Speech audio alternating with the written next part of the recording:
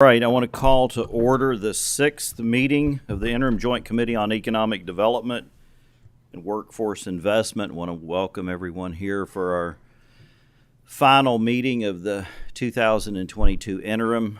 As of present, we don't have any plans to meet in December.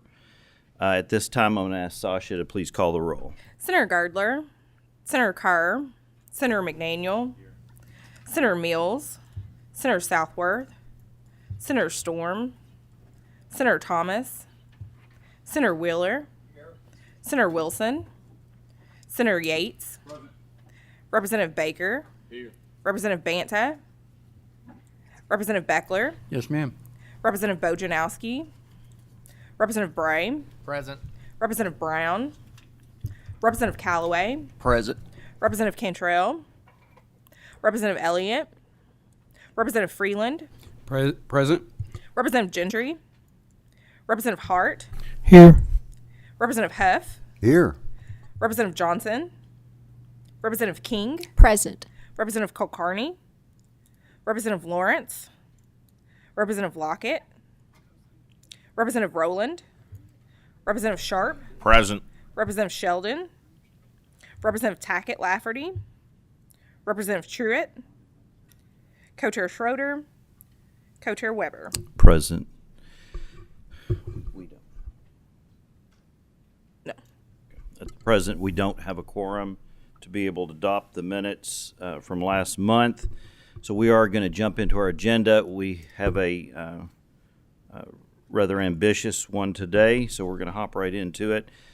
I want to ask folks to be mindful of the time as we go on, but at this time I would like to ask Cabinet for Economic Development Secretary Jeff Knoll if he'll please come forward.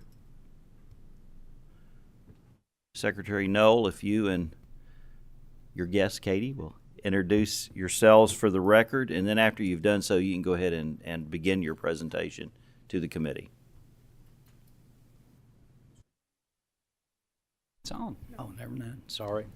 Mr. Chairman, thank you for the opportunity to be here today. And obviously, my name is Jeff Knoll, and I've been very blessed to have this position, and I began officially on June 1 of this year. So I'm finishing up my 6th month, and I'm looking forward to kind of running through a high-level presentation on the cabinet, some activities that are occurring within it, and also how we see next year shaping up in some of the strategic areas that we're going to be working on as an organization. But obviously, I'll allow Katie, our Deputy Secretary, to introduce herself. Good morning. I'm Katie Smith. I'm the Deputy Secretary of the Cabinet for Economic Development. Mr. Chairman, again, I'm going to go through these slides quickly, and we prepared them to make sure that there was good materials and information available for all of the members, and so we do that also on a means of saying that if there's any questions, any follow-up, we're happy to take them, happy to have separate meetings to make sure any questions that the members have, we're here to answer them. And we think it's an ongoing responsibility on our part to have open, good communications with all of the members. And certainly we respect and appreciate the support that we've always gotten in terms of helping to create jobs in the state of Kentucky. You know, one of the areas that I wanted to implement when I came to the cabinet was perhaps looking at what we do a wee bit differently. In my humble opinion, what we do not only is to help create jobs, investment, all those great things, but at the end of the day, it's pretty simple. Our job is to help create stable jobs, to help make sure that all Kentuckians have what they need with that stable job to be able to be comfortable, to be able to look to the future, and to have optimism that they're going to have a brighter future for their children. And so we look at what we do at the cabinet in that perspective. What are we doing to help individual residents in the state of Kentucky through our daily activities? We wanted to put this slide together because I just presented last week or 2 weeks ago to the Kentucky Association of Economic Developers. We have to make it very clear that our role and our success can only be achieved by working with all of the local economic developers throughout the state of Kentucky, working with the elected officials and all of the communities throughout the state. I mean, this is a collaborative effort, and we feel very strongly that our role is to be part of that collective, collaborative team of economic developers throughout. And also, we have to realize from a professionalism perspective, we don't make policy. We don't really create programs per se, nor do we make decisions that have an impact on laws or regulations. That role is for others. Our job is to take the structure in which we are provided and work together in terms of using that structure, using the tools that are provided to us to go out and do everything from working on site preparations to looking at the environment in which we're operating, looking at workforce issues, you name it. We have to basically be collaborative within that structure. And at the end of the day, I believe very strongly that all of us have to embrace that accountability. In economic development, I truly believe that if we all see a shared opportunity out there, we have to realize it takes shared responsibilities to get there. And I don't know of a successful project or a successful company that's being expanded or relocating where there's not roles that had to be played by the local community, by the state, by workforce providers, by even community leaders. And I think by understanding that shared responsibility, we actually have a better opportunity of creating the shared opportunities that all of us seek for our great state. Leadership is very important for me, and I just wanted to share our leadership team. We always had it, but I wanted to actually formally name that. And I won't go through the names and representatives here, but important for me to have you know that all of these fine professionals are really who I look to so that we can collaboratively do the work that needs to be done at the Cabinet for economic development. I won't go through all the services we provide. I think you know them, but it's important to put them back up there. It's a holistic approach to looking at everything that you have to do to help companies succeed and to help communities be part of that success. There's a lot of programs on here and a lot of acronyms, and some of which have begun to be phased out. But philosophically, I'm going to describe them this way. Every incentive program that we have, thanks to your all's support and to your all's guidance, is performance-based. For the most part, what we mean by that is when an incentive is provided, basically the entity has to earn it before they get any benefit. We're not in the business of taking on risks and taking on choices between winners and losers. And so I like the fact that these performance-based incentives, while they may have different focus areas, they ultimately come back to the same thing, and that is create jobs, create wealth, create liability in terms of what you would owe the state, and a fair share of that can then be abated and come back to support your enterprise. But at the same time, we share ultimately in those benefits, and we try and avoid creating any kind of risks associated with our incentive packages. Philosophically, again, I'm a big believer in saying what is our core mission and how do we structurally look at doing things going forward. And I believe very strongly that we have to prioritize our core industries. You know, the state of Kentucky has about 13.2% of its employment tied to manufacturing. The national average is just around 8%. So we have a very strong manufacturing heritage and a strong manufacturing base in our state. Agriculture is a core industry in our state. Metals is absolutely a core industry, and in a moment I'll talk about the data points relative to automotive. And so my philosophy and our philosophy is let's look at ways in which those core industries are operating. How can we best support them with our efforts? And then where are there opportunities by extending the core of those core industries we have in the state? And examples can be disruptors that are taking place, geopolitical issues, disruption around supply chains, you name it. But we need to understand how that impacts our core industries. And then from time to time, we find opportunities with our recruitment and also working with existing companies to extend far beyond the core of perhaps what it is that they're doing. And I would describe even the EV industry as an extension of the core of the automotive sector. And by looking at it that way, I think it allows us to look at our strategy as a cabinet by making sure everything we do comes back to supporting those core essential industries that exist in our state. We've got some fantastic companies, and I don't need to name them all.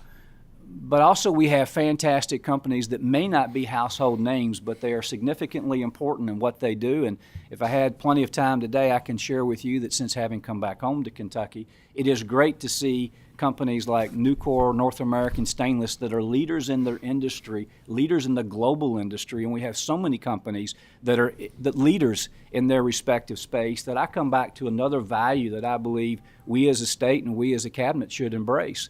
And that is we are truly a leader across this country. And we should embrace the spirit of winning with integrity that gives us a wee bit of an attitude that says We want great jobs, we want great companies, and we want companies that are responsible in giving back to the communities in terms of where they operate. And we believe very strongly that we ought to be attracting companies that are number one or number two in their space, or working with entrepreneurs that are looking at a great new idea and helping to support them, because that cadre of entrepreneurship ultimately builds that strength and fabric we have in the state. And then back to your core, there are a lot of independently owned metal stampers, tool and die shops that we definitely need to be supporting in our state's economy. International investment is a key, and I like to share with folks, we are fifth nationally across this country, fifth nationally in terms of the percentage of workers employed by an international company. There's about 113,000 of our colleagues across the state that work for a foreign-owned enterprise, and we welcome them. And over the last 2 years, we've seen that strong investments, lots of jobs have been created as a result of those companies, and the majority of those companies tend to come from Japan, the UK, Germany, and others. And so, again, it's important to understand the relevance that the internationally owned businesses play in our great state. Over the last 2 years, we've had a lot of success and a lot of great announcements. 32,000 jobs announced, some $19 billion of investments that have been made. But I go back to, that's just a scorecard. The impact has to be, what does it really mean for all Kentuckians, and how do we help make sure that when these announcements take place or these expansions occur, what are we doing to help those companies connect with the workforce providers, the schools, the community college technical education providers? We have to focus on workforce and connecting businesses to the workforce opportunities in order to realize the real purpose of our efforts to help bring better opportunities for all Kentuckians. By the way, it's important to note that we have ranked in the top 3 by Site Selection Magazine over the last several years in terms of per capita announcements and economic activity. Go back to that spirit of winning. We should be proud of the fact that we're leading this country in terms of economic activity, expansion of jobs, etc. This is a map that, for me, brings it all home in terms of some of the announcements that have been made. And if you look at it, you realize where all of the EV announcements have been made in this country and where we are located as a state relative to those other announcements that have been made. Now, agree or disagree, all I know is that there was a proclamation and a standard set by the federal government that by 2030, 50% of all vehicles sold in this country must be electronic vehicles. With that said, then I give the governor and this body and the full legislature so much credit in that we're leading the country in terms of investments to build those EV battery operated facilities, and we need to further take advantage of that for a whole host of reasons. Primarily of which is we as a state are heavily dependent upon automotive. The stat that says every 16 jobs in this country tied to the automotive sector, one of them is in our state. We have 2 out of every 3 counties in the state of Kentucky has some type of an automotive manufacturer located in it. And so if there's going to be this great big transformation in the automotive sector, and we as a state have such a heavily dependence, a good dependence upon automobile manufacturing, we need to make sure we're leading the transformation to the EV industry and then translate that into the opportunities for all of our existing companies, because whatever the composition is, the future does hold some balance between EV industry vehicles and combustible vehicles. And we need to make sure that it is our manufacturers, our suppliers, that get the benefit both of in supporting what we might call the gas-powered engines, but also the EV. And my hope is they can ultimately do both to strengthen the economic possibilities in our state. Again, we're leading in this space. You can see how we rank compared to all surrounding states. And I think that's, again, something to be proud of and something that helps us realize we should stand up and proclaim, not only is our state great, but we're going to continue to be a winner. And we believe very strongly that from our existing core industries, those that choose to locate here, we're going to find ways in which all Kentuckians benefit along the way. These are some of the suppliers that have been announced to directly support the EV industry. There's a good dispersion across the state. But let me just also share with you that the kinds of companies we're working with today are often names you may not have heard of, but they are leaders in their space, whether it's in recycling lithium batteries or in the storage of the componentry that goes into the EV industry. We're bringing in whole new industries and technologies, and our job is to make sure that we get more than our fair share of those kinds of companies for our state, for the long term, and we think that we're off to a very good start in doing that. That's also one of the reasons why one of the things that we're doing at the Cabinet is we're looking to create an operating plan for economic developers by economic developers. And what I mean by that, with all the changes happening in our industries around us, things happening at the federal level from a legislative perspective, a whole host of issues around geopolitical issues and my experiences at Whirlpool with supply chain issues, things are going to continue to change. And so I would very much like to seize on that opportunity and create a very focused, tactical operational plan that can be a blueprint not only for our cabinet, but all of the local economic developers and all the workforce providers that exist in our state, so that we can identify where are those key top 10 priorities that we all need to engage in light of what's changing and happening out there in the world. It's not intended to be a huge, big study. It's intended to be very, very focused. If you look at going forward into next year, and I won't go through all the details, I just wanted to share this more in terms of how we think at the Cabinet. We're looking very closely at saying, okay, what are we going to do in 2023? What are our priorities? What's our vision? What are our strategic imperatives? What are the operational imperatives? And over the course of the next several weeks on the far right column, we'll begin to flesh out and agree upon what we are going to establish for our performance metrics going into next year. And they include not only job announcements, but also business applications provided for small business loans, you name it. We're trying to identify those activity measures to reflect, are we really creating great jobs for all of our neighbors across the state of Kentucky? There's key enablers, and I won't go through all of them, but I just will tell you at the highest level, it's to do the strategy. It's to actually create and make sure that we have someone focused purely on workforce development, to partner with organizations that represent our businesses, to work with Secretary Link, to make sure that we have a day in, day out focus on trying to find solutions for and opportunities within this change that's occurring from a workforce development perspective. We are also going to combine strategy, marketing, communications, and public affairs so that we are much more, if you will, zoned in on where should we be allocating our time around communications, marketing, partnering with all the economic developers in the state in terms of how we position Kentucky and how we communicate the opportunities of doing business in Kentucky. And we're going to be looking at better ways in which we can provide a platform of some type so that any company that's coming in looking to procure from or needs services or items from others, we'll have them have a tool so they can first look to Kentucky suppliers before they look elsewhere. And we think that's an important strategic priority for our cabinet going forward. High level, probably don't need to see it, but for me, everything begins with leadership. And so we've defined the leadership covenants for people leaders as well as individual leaders. And again, I won't go through them, but I do believe very strongly a bias for action, holding yourself accountable, really being willing and having the maturity to have straight talk, and realizing that it's not what we do, it's how we build that system, how we build those collaborative relationships with the Chamber of Commerce, with Kentucky Association of Manufacturers, you name it. By having real well-defined leadership attributes, I think it helps our team. And actually the feedback I've gotten is our team is rallying around this and feels very appreciative of defining what their role is and how they go about doing it.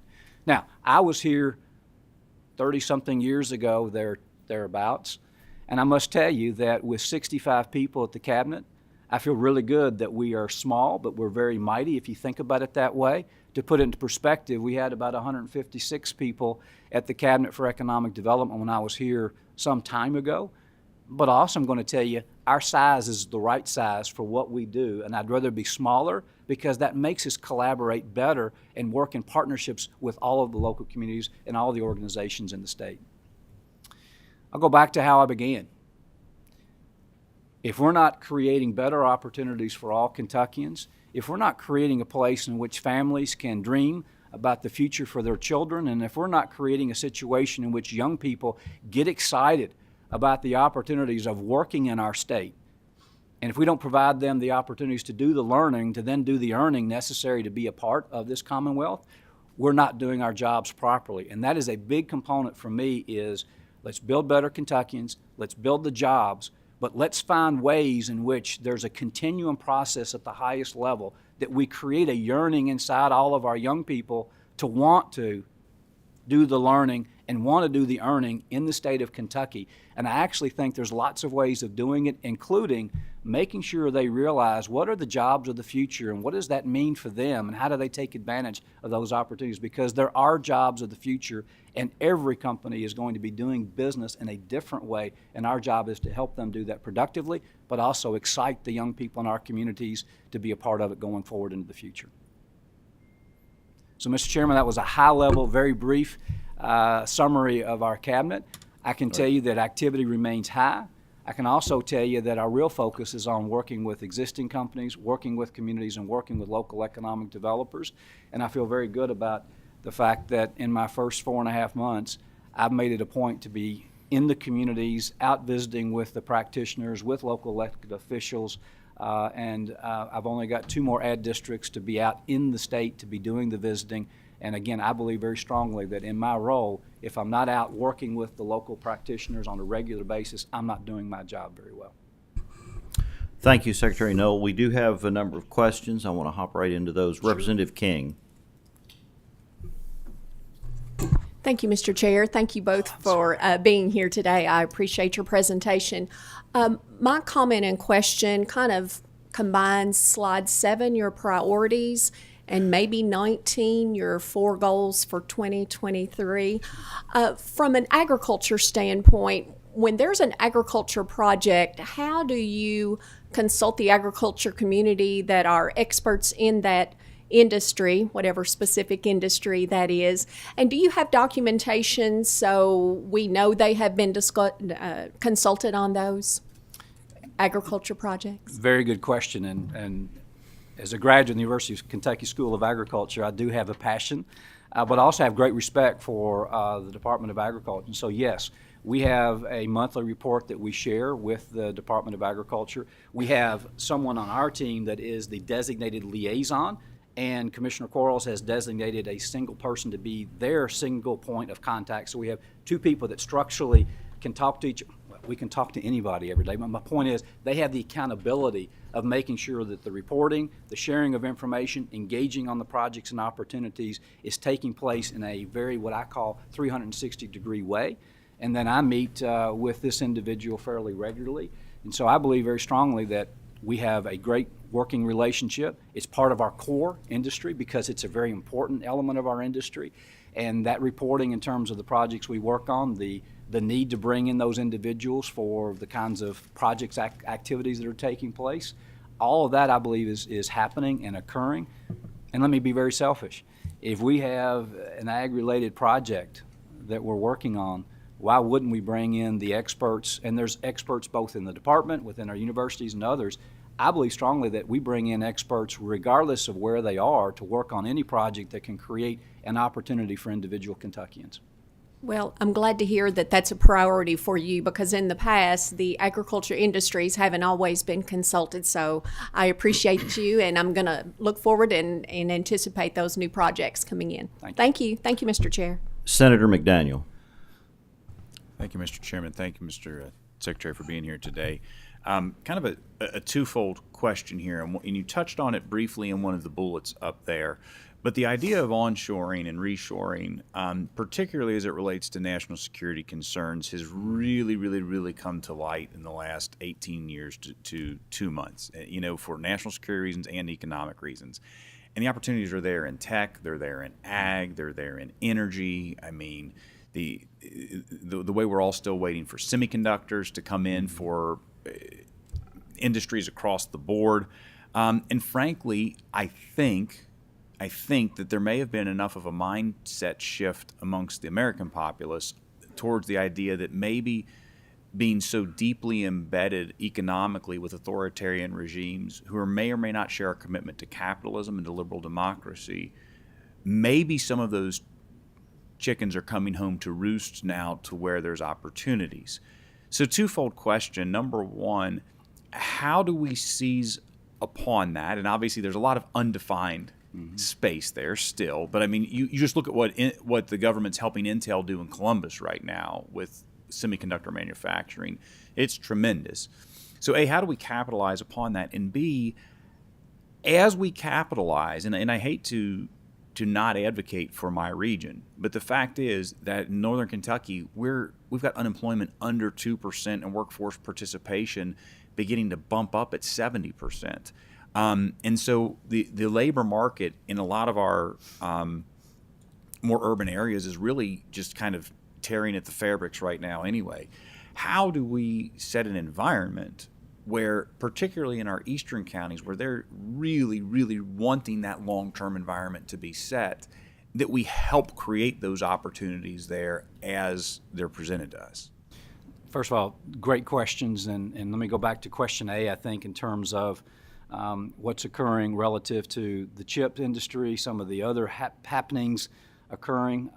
First, let me deal with the changing geopolitical system and the recognition of it. Reality is reality, and I think leaders have to face reality and address it. We work very closely with Homeland Security to make sure that we have a good relationship, to have better understanding of the kinds of companies that might be knocking on our door, and in some cases, those that we need to be very careful in terms of how we respond to. We also, I think, have a really good process of checking into the background of individuals if they're going to seek an incentive from the state of Kentucky. So we work very closely in terms of doing that. And from a due diligence perspective, if we have a company that is just knocking on our door and we have an opportunity to speak with them, we do our due diligence, and we've got several databases to make sure we try to track everything back to where are they registered, where is the economic activity, and in some cases you can begin to realize suddenly there is not a history with this company, and that sends off, if you will, alarms in your head. But what we find is if we find those companies, and the majority of them are, there's a track record of activity, there's relationships with well-known other companies and even governments in terms of how they operate responsibly, and so we work with them. But I'm also one who is very pleased that we're looking to make investments on chip manufacturing and so many other things. Again, back to my experience with Whirlpool, we had lots of appliances sitting there that couldn't be sold because we didn't have a microchip or a wafer chip to go into it. And so we've done a couple of things. One, we've got our research team that have become, I think, experts on the whole CHIPS Act, where it's going, what's happening. We've had meetings with several Eastern Kentucky ad districts and those working on some of these potential projects. And we're trying to make sure that if those opportunities present themselves, we've got expertise, understanding, so that we can work toward it. Now, question B, completely agree with. You know, we have a situation where, as you point out, Senator McDaniel, almost to the point of no unemployment if you really get down structurally to what's there. So one of the things that we have to do, and I think we're doing a great job of it at the state, is let's be careful of the kinds of companies we want to incent and where we are looking to place them. And in the end, let's make sure that the average wage before benefits is higher than the average in terms of where we are as a state, and that we also are working with companies that provide good benefits and also believe strongly in pathway opportunities for those individuals. And I think we're going to have to even build more strategies as a state and as a cabinet, working with others relative to how can we strengthen the delivery system of our workforce, how can we help retain the talent that is growing up here and being educated here, and also how do we find ways of engaging more young folks. And look, I was one of them who kind of wandered around after school trying to figure out what it is they wanted to do when they grow up, and I think we can help in that regard. So that's a strategic element that we're placing in our cabinet as part of our strategic imperatives, because I think having a focus on it, working with all the workforce training providers, has to build into exactly what we do every day relative to our strategy. And I think last but not least, it also is a bit of a recognition, making reference back to core industries and where they're heading. I philosophically believe that if you're not continually trying to grow, then you're going to wake up one day and you're not going to be happy. And businesses change. The kinds of industries change. Some people decide to get out of their entrepreneurial spirit, if you will, and close down their family-owned business. I believe very strongly that we need to continually be looking for ways of growing our existing companies, helping entrepreneurs, and where an opportunity presents, bring in new industries so that we're strengthening the portfolio of companies at all levels in our state because you never know what the future holds. And most likely, if history is any lesson, companies and businesses have ups and downs and some go out. So I want to make sure that we're building the right kinds of companies with the right wages in the right industries with the right commitment to being part of the communities that they're operating, because I think that strengthens our overall state. I don't know if I answered your question very well, but I think I addressed them. I think the one thing that I take away from your statement there, and I don't know that I asked a question that could be succinctly answered anyway and definitively. No, you did fine, Senator. But the one challenge that I would present is, just take, for example, the SEEK formula, because there's so much of a reliance on local effort. And this is no indictment of our friends to the east, but the fact is property values have largely collapsed out there with the decline in the coal industry. And so consequently, there's more money has to be funneled there at the same time that they're experiencing a tremendous population loss. And if we want to have the rising tide that raises all ships, the state really needs to think about what are we going to do to try to have this economic environment that begins to be created east of I-75, and what can we do, especially with some of the emerging things that are going on. Battery, I mean, listen, you guys are doing well on battery, but there's lots of secondary and tertiary organizations that haven't even been created yet that are going to have to be created. Yep. And why aren't we pushing those that way as we look towards? I'm saying we're not, but as we look towards onshoring and reshoring some of these critical functions, how can we push those that way? So I guess it's more of a hypothetical and an ongoing conversation that we're going to have to really be successful. Senator, we look forward to that ongoing conversation, and candidly, that's the genesis of what I call the strategic architecture plan for economic developers.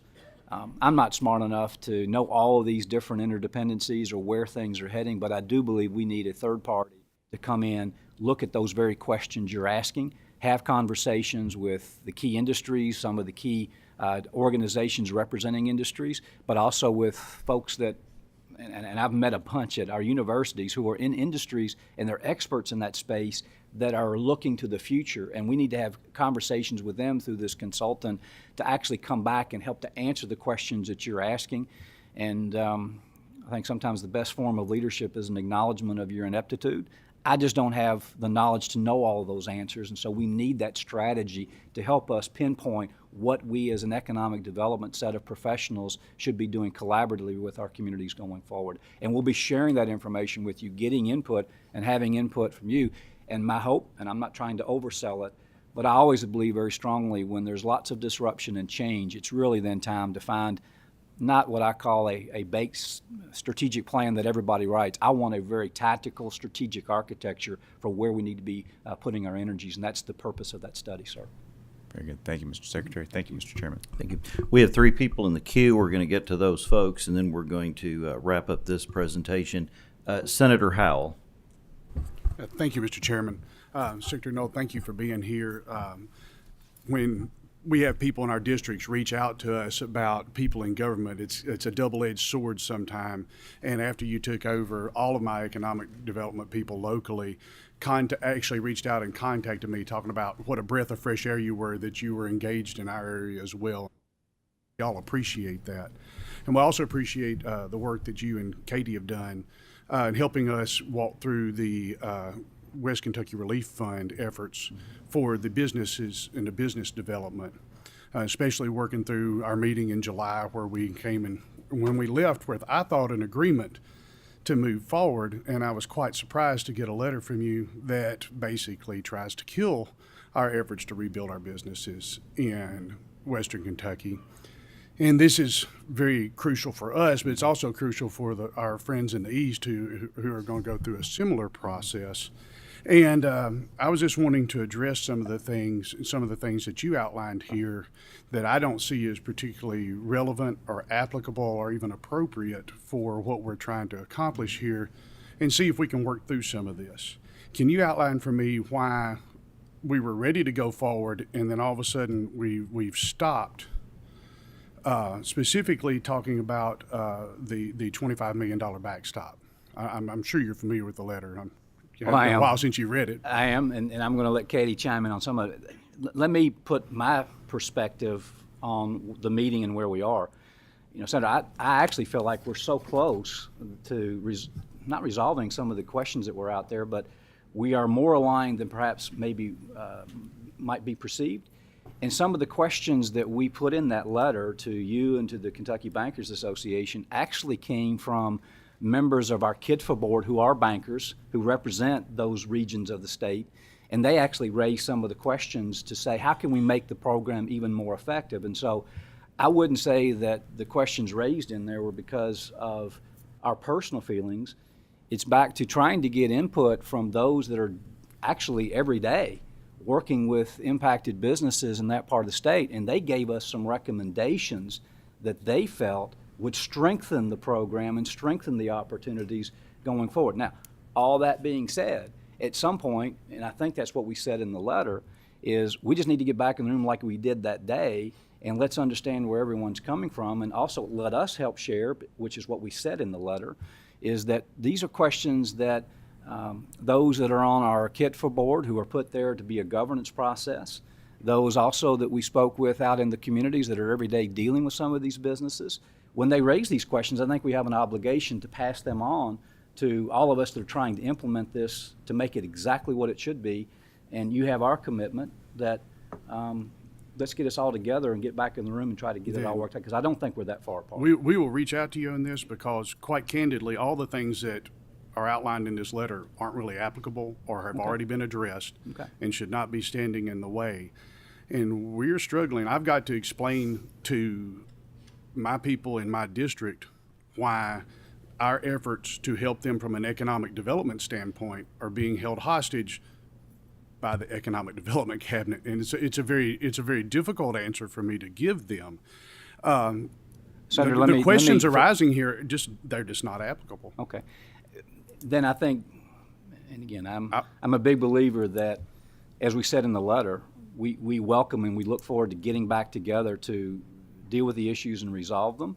And I'm also, as a son of a banker, I have a bit of a view. I want to make sure we get these things resolved appropriately, and I also want to make sure it's a success. And so while you say they're not applicable, maybe it's because we just don't understand a few issues, and we'll get that resolved, because I think our meeting showed that we want this to get done.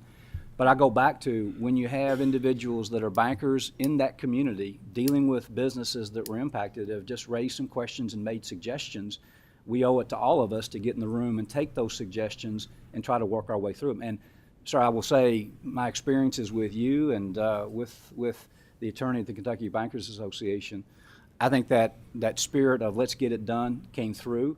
I respect you because you're raising an issue, and you know what, you should.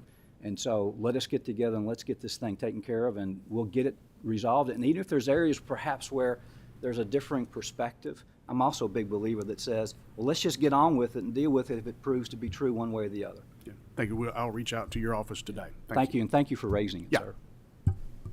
Representative Truitt. Thanks for your presentation. But being a math teacher, an old math teacher, when I see numbers, I kind of get intrigued. So I do not like being a Debbie Downer, but I just wonder if you're saying 32,300 new full-time jobs. Yes, sir. That's phenomenal. That's great. But I live in a small one light town, Eastern Kentucky, and just this past week we lost 2 businesses.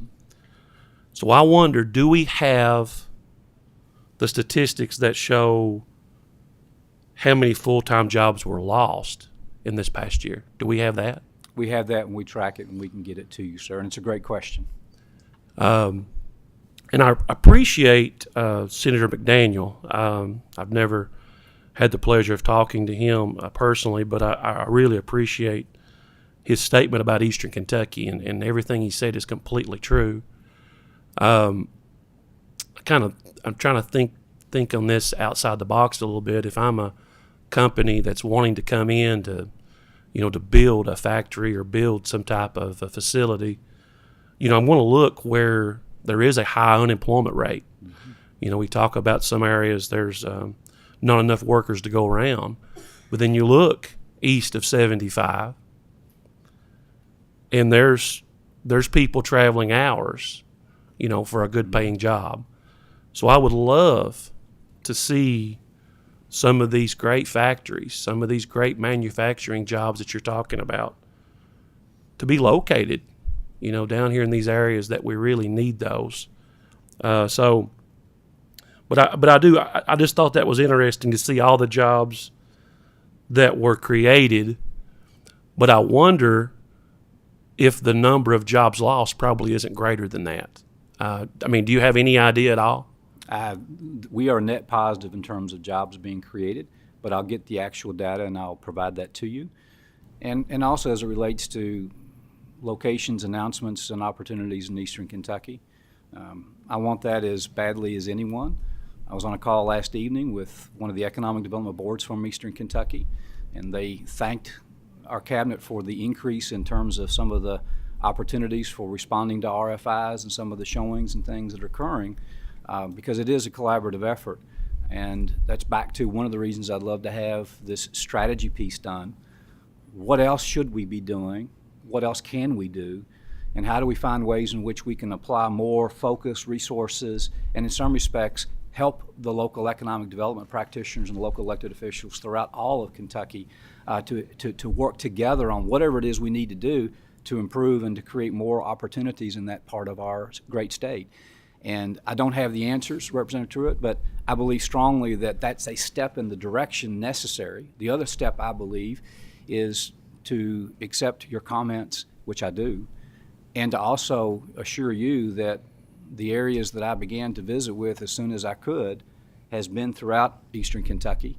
And there is no more better way, nor in my humble opinion, better way to be able to then be true to showing that we need to do better in those areas than to go into the communities and sit and listen and to have people express what needs and what could and what should be done. I was in one of the ad districts 2 weeks ago, and actually it was one of the better experiences that I've had. We started at 8:05, and at 11 o'clock, they finally let me go in some respects. Those are the kinds of communications, meetings, and conversations that I think make all the difference in the world, because I've been to every county, but unless I keep going back and keep having conversations, I won't know what it is that we need to do. And Representative Lafferty, I know that you came, you met with us, and we talked about what we can do and how do we work better together. All I can say is my door is open, and I'm trying with every ounce that I have to be accessible to everyone, because I believe that's a key element of creating these opportunities. Okay, thank you. Secretary Null, would you please make any information that you provide to Representative Truitt available to the members of the committee as well? I think Yes, sir. we'd be We'll interested. provide to the staff to make sure everybody has it We'd to be distribute interested in to. seeing that as well. Yes, sir. Our final question, Representative Beckler. Thank you, Mr. Chairman. Really a comment. Mr. Secretary, thanks for your presentation. Color me pessimistic, but I'm highly skeptical that the EV mandate will be successful. So I was glad to hear during your presentation that you recognize the continued role internal combustion engines will have pardon me, in the transportation industry. With that in mind, I implore you not to get caught up in the emotion of going green. Keep your eye on the importance of keeping the energy that has improved the health and welfare of the people in our great Commonwealth what it is. Thank you. Thank you, Mr. Chairman. Thank you. Thank you, Representative Beckler. Secretary Null, Katie, thank you all. Deputy Commissioner Smith, I should say. Thank you all for being here today and presenting and answering questions from this committee. Thanks to all of you, and we appreciate these opportunities, Mr. Chairman. We are going to go a bit out of order and have Representative Pratt come forward. Before we do that, I am going to, because we do have a quorum, I'm going to entertain a motion to adopt the minutes. Do I have a motion on the minutes? We have a motion from Representative Bray, a second from Representative Huff. All those in favor, aye.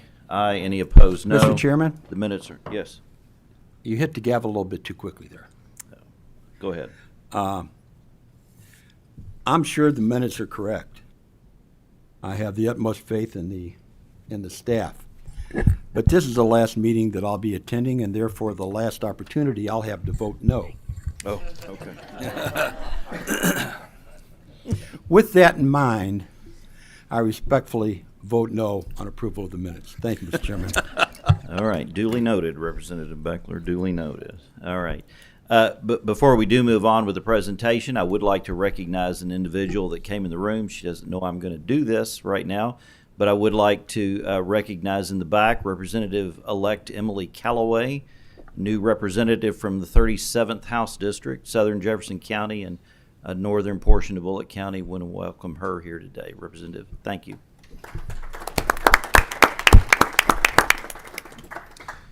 Representative Pratt, I'm going to ask you if you'll begin your presentation.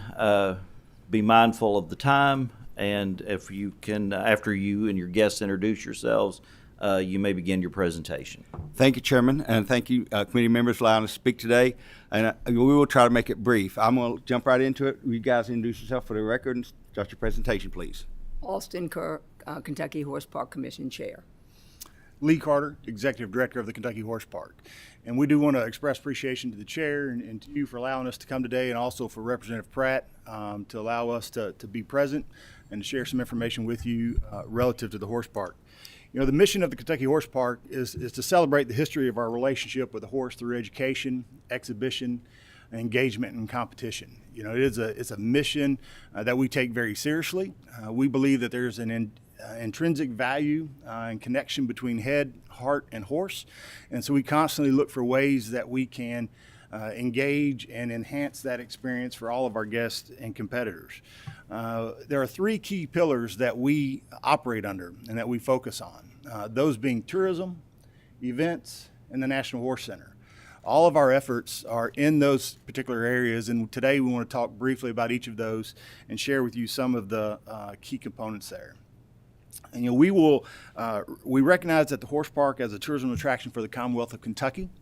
Since March 15th of this year, we have had guests come to the horse park from all 50 states and several international destinations. This spring, we began a process of collecting data on those guests because we wanted to better be able to determine who was coming through the gates of the horse park. And what we've learned is that 64.5% of our guests are first-time visitors to the park. And of that, 55% say that the park is an important reason that they've come to visit. And when our tourism guests enter the park, they have the opportunity to experience and see a wide range of things. They also spend time in our local communities. You can see on the slide there the numbers that stay at hotels, that stay in rental houses, at our campground, family and friends, or others. And we are consistently above the national average in terms of guests who stay in those areas. And the reason that's important is that's an economic driver for us. Each of those locations, hotel, motel, and rental, currently pay bed tax revenue to their local communities and to the state. And effective January 1 of 2023, campgrounds will as well. So we know that our guests, as they come in, are contributing to that local economy. As they enter and visit, there's a lot of attractions that they're able to see and experience. One of our permanent exhibits, there's the Black Horseman of the Kentucky Turf that highlights the role that African Americans have played in the horse industry in the Commonwealth of Kentucky. Another exhibit that we have highlights the Arabian horse and follows it as it evolved and progressed throughout the Middle East to Europe and then eventually to the United States. We were also able to provide experiences for our guests to get up close and engage and interact with horses through our parade of breeds. In that particular demonstration, we show off a variety of different horses, from the American Morgan horse to the Mustang, to the Thoroughbred, to the Paint horse, Pasofino, Quarter horse, Arabians, and countless others. And after the presentation, again, guests can come up, speak with our staff, learn more about the horse. Again, make that connection to the horse that we believe is healthy and beneficial for all. At the same time, guests can visit our Hall of Champions. There, they'll be able to participate and meet with champions such as Funnyside, Point Given, Standardbred such as Mr. Musselman, Western Dreamer, and Won the West. And they can hear stories of these champions, much like Gopher Jen, who was a recent resident of our hall who passed away recently. And then a final critical component of our tourism aspect is our campground. The Horse Park Campground is arguably the best resort campground in the Commonwealth, with over 260 paved sites, electric, and activities year-round. As you can see on the screen there, we recently hosted 2 back-to-back weekends for Halloween, which was always a fun time to go out and see. Those included costume contests, trick-or-treating, movie nights, and a variety of different activities. Again, trying to enhance that experience of guests as they come through the Commonwealth. Next up is our events. We are obviously well known for our events that we offer, but we offer a wide range, both equine and non-equine. On the non-equine side, we've hosted events such as the dog show, a rodeo, Southern Lights, which will soon start. And over the last year, we estimate that 160,000 guests have come through the park to experience those non-equine events. And those really are our greatest opportunity for growth. And so we're actively looking at ways that we can attract concerts, other sporting events, small meetings, to utilize our facility, again, to bring more guests through the park. On the equine side, we host a variety of different disciplines and events, from quarter horses to eventing, to jumping, to dressage, and we are recognized throughout the country and really throughout the world as the leading competition facility throughout the country. And some of our key events were voted by the Chronicle of the Horse readers as the show that they would most like to compete or attend, that being the Land Rover Kentucky 3-day event, which annually attracts 80,000 guests to the Commonwealth and to the horse park. In 2022 alone, over a 2-week period, we had over 2,700 horses stay at the park, and they rented 23,000 stall nights, and they came from 37 different states and plus several international locations. And so we are truly a nonstop facility, having events almost every weekend out of the year. Since we hosted the World Games in 2010, there has been a lot of change within the equine competition facilities. We've seen a lot of growth, and we'll discuss more about that in just a few minutes. The last pillar of the horse park is the National Horse Center, and that's the one that probably gets the least amount of recognition, but truly is a broad range of organizations that house there and work there on a daily basis. We have organizations such as the United States Equestrian Federation, which is the governing body for high-performance sport. They select the Olympic teams, the Pan Am teams, those that go on to compete at the international level. The United States Pony Club is there, who is that entry level to equine competition. As well, you have organizations such as Secretariat Center, which focuses on second careers for horses after they retire off the track, and Central Kentucky Riding for Hope, who improves the quality of life and health for children and adults with physical, cognitive, and emotional needs through therapeutic activities with the horse. Of our organizations, there are 32, as I said. They represent 536 employees that come to the horse park on a day-to-day basis. This is information that's available via their 990s, as they are all nonprofits, but that collection of organizations represents $140 million in gross revenue, and also $30 million in payroll. And while they do not pay net profit tax or any of those, they obviously do pay income tax.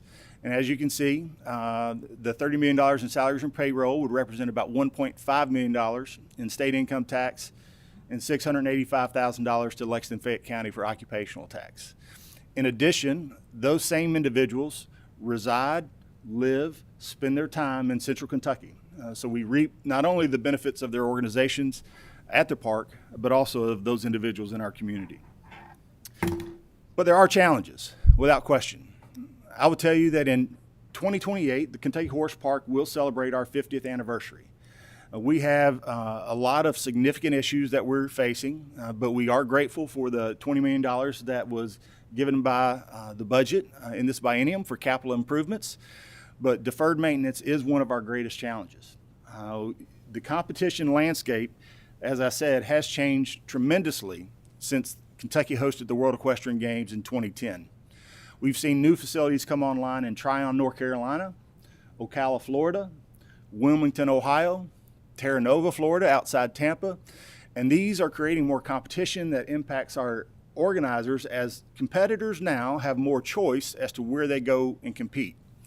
And for us to continue to maintain our position, we have to focus our efforts to be both fiscally and physically responsible with our park and our responsibilities there.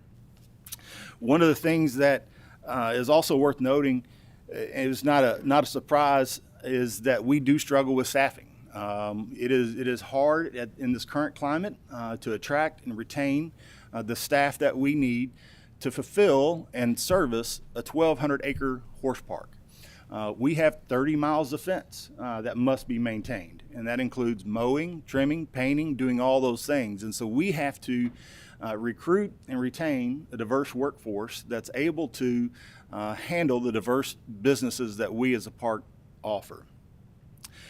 With this particular legislation, there's a couple of key points that we believe that will allow us as a park to be more efficient and better serve the needs of the Commonwealth and of our guests. First, this would allow us for receipt of tax revenues from governmental units, such as bed tax revenues. We know from a tourism perspective that we put heads in beds throughout central Kentucky. This would also safeguard revenues for the horse park in those years where we perform, so that we could later reduce the cost of competition, attendance, and or visitors to the horse park, or to reduce our appropriation from the General Assembly. Also permit the horse park to run and operate our own events. This is one of the key factors that other facilities have. They are owners and operators, and so there's an economy of scale there that they're able to reap the benefits of that we as a park are not. This also expands the Horse Park Commission by adding some key strategic partners and members to our group who we believe should consistently have a presence among our body. It also permits the park to evaluate our procurement procedures, align ourselves with 45A, and or develop our own procedures that fall within and pursuant to KRS 13A.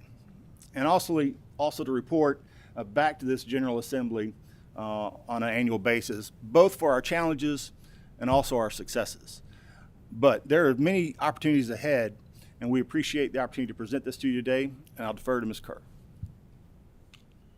Thank you all for allowing me to speak. I think I probably ride a horse much better than I do this, so please, I'm going to have to read it because, as Lee would say, when my passion takes over, sometimes I go in 25 directions. So bear with me, and I appreciate some will be a little bit of a wrap-up, but there's a lot of new. In the fall of 1978, 44 years ago, I walked on the Kentucky Horse Park grounds for the first time as a volunteer for the World Equestrian Championships, and I haven't left there since. For the next 15 years since then, we were called a white elephant under John Y. Brown as we worked diligently to carve out the place and facility we are today. It was quite obvious then that the tourism section of the park could not sustain us from an economic development standpoint. We worked very hard with a lot of people and passion on becoming the best equestrian facility in the world, and we did succeed. During this time, we were also quite fortunate that we became partners with Equestrian Events, a not-for-profit agency who produces the Rolex Land Rover 3-day events. Equestrian Events elevated the park by producing an NBC hour-long broadcast that was shown around the world with incredible ratings, and to this day, that broadcast still stands. We also had the fantastic support of our foundation, which has supported the park since 1985 with total gifts to the park of about $45 million private dollars. These were donations from absolutely around the globe and every state. I myself have personally gifted thousands and raised millions. In the mid-90s, we placed our first bid for the World Equestrian Games, but thankfully, we did not get it because there was no way we could have pulled it off. We just continued to, as best we could, upgrade the facility as to that is what is required to move any prestigious event out of Europe. During this time, there were not many good equestrian facilities on board in the United States, so we were truly on top of our game, despite our very aging facilities.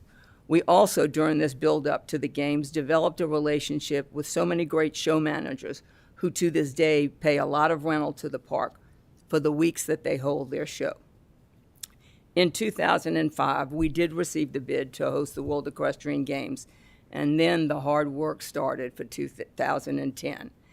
Despite many people in the state and actually in Europe understanding the excellent state support that we got was the reason that we were able to pull this off. The name Kentucky is still said in 27 languages to this day. We were the first and only facility to have all the disciplines on the same property. We were shown for 14 days on TV totally around this world.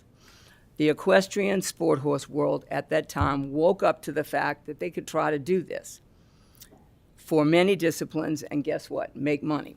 Many private operations started from California to the East Coast, North Coast, and South.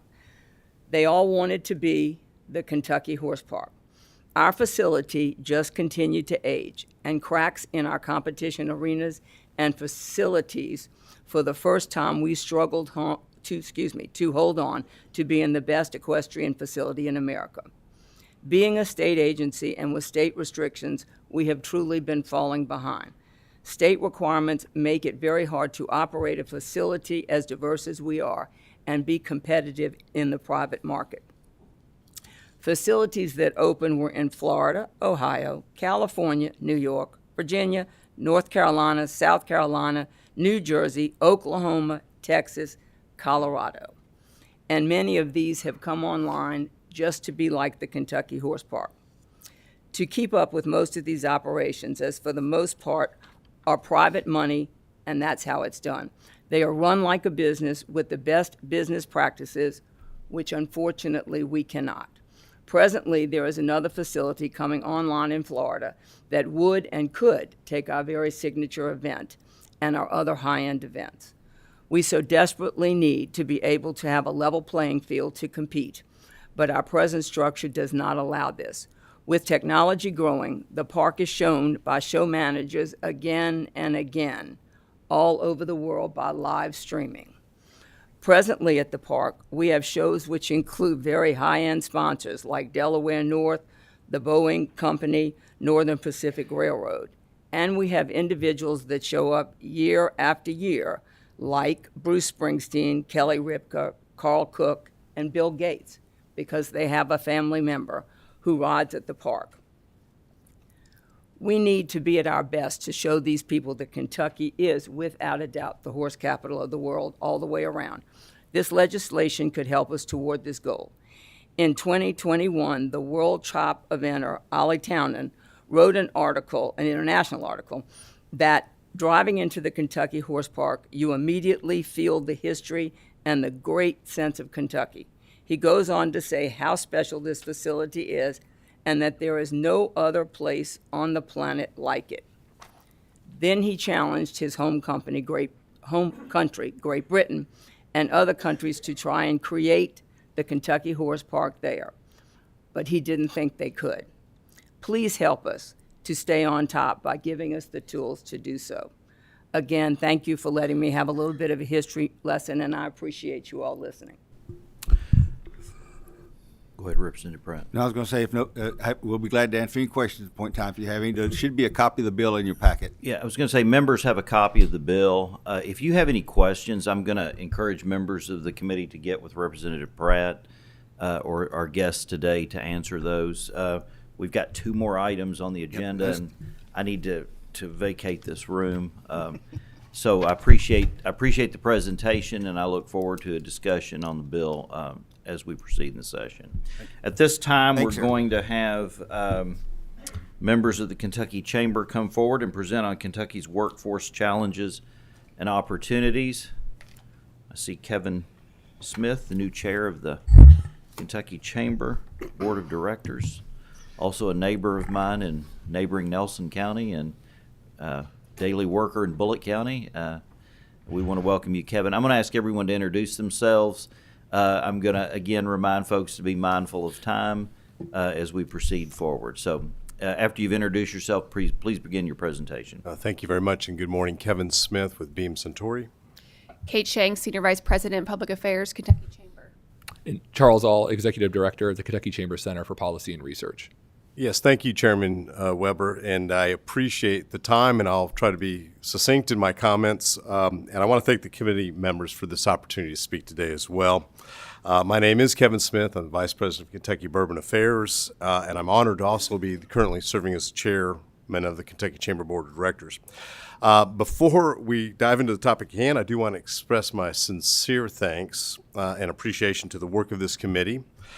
Moving Kentucky's workforce issues forward and dealing with these challenges has been very, very helpful.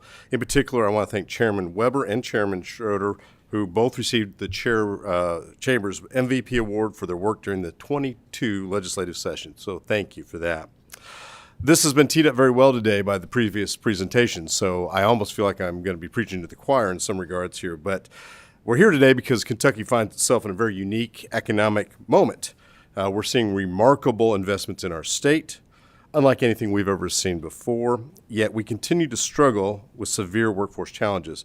Addressing Kentucky's workforce challenges remains one of the top priorities for the Kentucky Chamber. Our focus is on building world-class, competitive workforce where Kentuckians are thriving and actively participating in the workforce, and employers are able to fill open positions, grow their business, and meet the demands of their customers and their consumers. Where things stand today, as you've heard, employers are aggressively working to hire and compete for employees, and many are increasing wages and benefit packages and offering other incentives. And I personally can speak for Beam Suntory. We are doing all of those things and having some success, but still having a lot of holes and a lot of opportunities to fill. But at the end of the day, and you can appreciate this, it's a math problem. We have good news and we have some bad news. The equation doesn't balance. Our workforce isn't growing, and we simply do not have enough Kentuckians participating in the workforce to fill open jobs today. At the same time, we know that more jobs are coming, as you heard today, as a result of numerous investments announced in Kentucky. Our message today is to policymakers and state leaders. We must continue prioritizing workforce growth by continuing to implement policies and programs to overcome Kentucky's workforce challenges. A lot of great work has already been done, and we've mentioned that. We'll go into a little bit more detail in a few moments, but we've got to keep pressing forward. We must keep moving forward. This failure means historic missed opportunities to capitalize on incoming investments to attract more economic opportunities for Kentuckians. However, success, on the other hand, means growth, a thriving economy, and a demonstration to businesses and investors around the globe that Kentucky is ready to work. So with that, I'm going to turn it over to Dr. Charles Ault for a few more comments.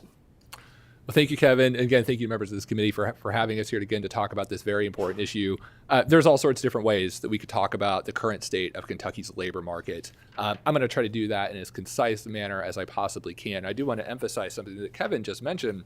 Is our intent here today is to not to downplay the important economic progress that Kentucky has made over the past couple of years. Kentucky has had a rapid job growth recovery, faster than many other neighboring states, in fact, in by and large keeping pace with the nation. And that is something that's very, very exciting. But there's another side of that equation. We can talk about job growth on one hand, but we can also talk about the number of individuals that are actively participating in the workforce. And that tells a slightly different story of our economy. And that's why Kevin emphasized this is a really unique moment. Usually we see these things kind of trend in similar directions, but they're not quite working that way. So to give everyone a really quick synopsis of where we stand with Kentucky's broad labor market, we can go to that metric that a lot of us utilize on a very frequent basis, which is just Kentucky's workforce participation rate. That's the percentage of adults who are actively participating in the workforce. And that means that these are individuals with jobs, or that they are individuals who do not have a job but actively want a job. And if you don't fit into one of those categories, then you're simply just not part of the labor market. You are outside of the labor market. Now, one of the things you can look at very quickly with this chart, we track Kentucky's workforce participation rate on a monthly basis through the Bureau of Labor Statistics. We are about 0.9 percentage points lower today than we were before the pandemic started. So our jobs market, that has recovered. So we have more jobs, in a sense, than we did before the pandemic. But in terms of the percentage of the individuals that are actively participating in the workforce, that number is still lower. And you can kind of see on this chart just how stubborn it has been in terms of its overall movement. To put a harder number on this, we're roughly around 12,000 individuals fewer in our labor market than we were before where the pandemic started. And so that's one of the ways we can kind of help understand the tightness of the labor market and the struggles that Kevin mentioned just a few minutes ago. We do always like to think about how we compare to other states. And this is something that we've talked about on a routine basis at the Chamber. And a metric that we've tracked really closely is how does our workforce participation level or our rate compare to other states throughout the nation. Right now it's about seventh lowest, so not seventh highest, but seventh lowest in the nation. You might recall, a matter of just a year ago, we were coming in closer to third or fourth. If you look back at Kentucky's history over roughly the past 40 years, we've kind of moved around, but in general have been in that bottom 10. And that is exactly where we are today. This was the story before the pandemic started. So those challenges that we've been talking about that were here before the pandemic, they're still here today. The message that we've been trying to impart to policymakers, to stakeholders, to anyone that is interested in this issue is we do have to understand this as a multifaceted problem. There's not going to be one solution. There's not going to be one cause. There's a multitude of different things that are shaping Kentucky's workforce challenges, and that ranges from issues such as access to childcare, substance use disorder issues, weak population growth, retirement. That's a big one. That's a very, very big one, and that gets a lot of attention, and that's an important thing. But there are a multitude of other factors, and I'm going to emphasize really quickly that if you look at all of these, something that recent research over the past year has illustrated is that a lot of these factors have gotten worse over the past year or two. Access to childcare, that's a good example of that. We are continuing to lose childcare facilities, and that is causing more and more families to pull out of the labor market. Similarly, substance use disorder has worsened during the pandemic. That's been another driver of why we continue to see such low rates of labor force participation. So if you kind of just think about this multifaceted nature, a lot of these points, research that we're getting right now is suggesting that a lot of them are adding further downward pressures than they were even before the pandemic started. I'm going to kick things over to Kate Shanks now to talk a little more about the policy side of this. Thanks, Charles. And as our chairman mentioned, you all have done really incredible work over the years, especially in this last session, to address our workforce challenges, but we got to keep the momentum going. It's a problem that is significant enough. It is multifaceted. It cannot take just one piece of legislation or just one session to tackle it. So I want to share just a few things that we're focusing on as we continue to work on these issues. Removing barriers to work for Kentuckians, and this can mean so many different things. As Charles mentioned, childcare. That continues to be a struggle for families. And we want to make sure it's not a barrier to work for so many families. And specifically making sure that House Bill 499, which received significant support throughout the General Assembly this past session, is implemented effectively and is working effectively, and it's something we'll continue to track. We've also provided some recommendations to the Early Childhood Education Task Force this interim on some things that we can do regarding childcare. We want to focus also on capacity issues, workforce challenges within that sector of the economy as well. So more work to be done there. Criminal records, we worked a couple years ago on expungement legislation, and to the extent that you're someone that qualifies for one of those expungements, there may be some things that we can do to remove some barriers that those individuals face to get back into the workforce. Most people, when they're incarcerated, will be released at some point, and we know employment is key to reducing recidivism. Charles mentioned the substance use disorder problem in Kentucky. It's very unfortunate, but COVID has made it worse. And so making sure we're supporting our recovery centers across the state, the Recovery Ready communities legislation that was worked on a couple sessions ago, making sure that's put into place, and connecting people with jobs, I think is going to be really important for helping that population. And then, of course, invest in workforce training, higher education, and student financial aid. We worked on a bill last session related to KEYS, Representative Lawrence, a Kentucky Educational Excellence Scholarship, broadening that to cover trade schools, making sure we're funding those programs. We have a talent pipeline management program that's incredibly successful that connects employers with the education community, very data driven. And then, of course, attracting more high skill workers to Kentucky, and that is very much at the root of the tax reform policy that we appreciate your work on with House Bill 8 this past legislative session. We know that that will be helpful in attracting more people to our state, in addition to reducing income taxes for Kentuckians who are struggling with inflation right now. So with that, I'll turn it back over to Kevin. Thank you very much. Mr. Chairman, we only have 3 more slides, and I want to bring this home. We're here to talk about growth. and the need for growth. This slide actually represents kind of where we stand today. Blue line is how many vacancies we have. Red line is those that are unemployed. So it's 2 for 1. We have 2 jobs for every person that's out there looking right now. This is absolutely unsustainable. It threatens our ability to continue attracting new jobs. To fill the open jobs for today or tomorrow, we've got to start looking at these 2 charts. And I would start with the one on your right. This is a great chart that starts to show you what our history has been for the last 20 years regarding our growth of workforce. And you can see the multiple lines there. Just to highlight the couple there: Texas, 35% growth, Florida, 34%. Georgia, North Carolina, kind of in that 23, 25. Our neighbors to the south, Tennessee, 17. The most significant piece is why we put the second chart on here is you can see the difference between Tennessee and Kentucky. Kentucky's only been growing for the last 20 years at 2.8%, give or take. Roughly, this is not sustainable. And we have a new report that's come out from the Kentucky Chamber Center for Policy and Research that illustrates this. And this piece that we've seen is growing lower than 3% for the last 20 years is unacceptable. It's a major problem. If we stay on track with this, the challenges we're dealing with today are only going to get worse. So we have to change our trajectory. Now, whether or not it's 130,000 jobs or 120,000 or 110 doesn't matter, because we need to change. And as you can see, this chart represents kind of what we want to focus on in terms of what the ask is strategic growth. Our challenge to you is to make this change this trajectory, go from static to rapid workforce growth. Quantum leap, we need to move in this. But while we say that, to make it successful, we only need to move 6%, approximately 6% over the next 4 years, 1.5% each year. That'll bring us to about 130,000 workers, surpassing total workforce levels of 2.1 million. This puts us onto a path of more sustainable economy, which is critical. Employers can fill positions. Kentucky can demonstrate that our state is ready for work and open for business to continue on this unprecedented growth that we've seen in jobs. So we have jobs. We now have to fill those jobs with more people. The key to this, though, is we must work together in this goal to make this happen. And really, the policies that you started with are been so great, but we just have got to push more.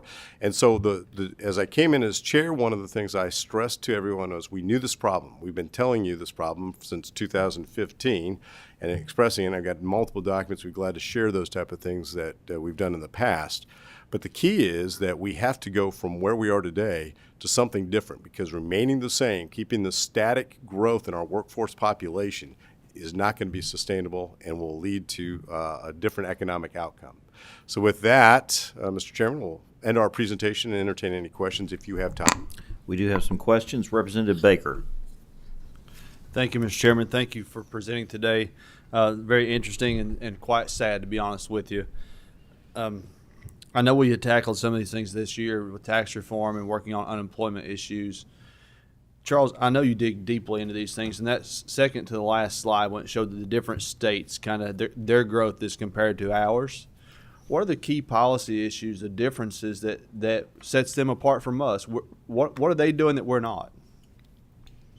That's a great question. I think what we'll find is for a lot of these states, it's going to be different things that I think are kind of mixing into why they've had more success than others. I would stress, I think there's some commonalities with a few of these states you can see in particular with Texas, Florida, Tennessee. These are zero income tax states. Yes. And so I think they have lent themselves to a higher level of growth that we have seen elsewhere. But Texas also has done other good things. Texas has been really active in particular with issues related to childcare. North Carolina is another state that's taken a lot of steps forward in dealing with those types of issues too.